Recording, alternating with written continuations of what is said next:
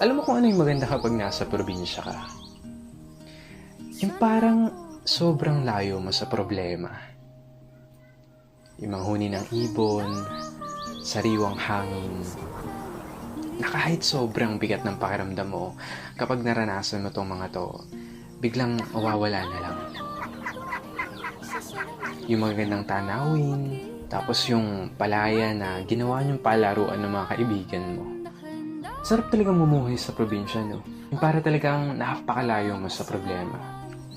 Yung parang napakalayo mo sa malupit na sistema ng mundo.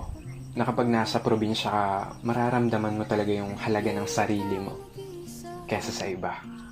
At mapapasabi ka na lang na there's no place like home or like probinsya. At ikaw na nanonood nito ngayon, masaya ako at naparamdam ko sa'yo ang pamumuhay sa isang probinsya.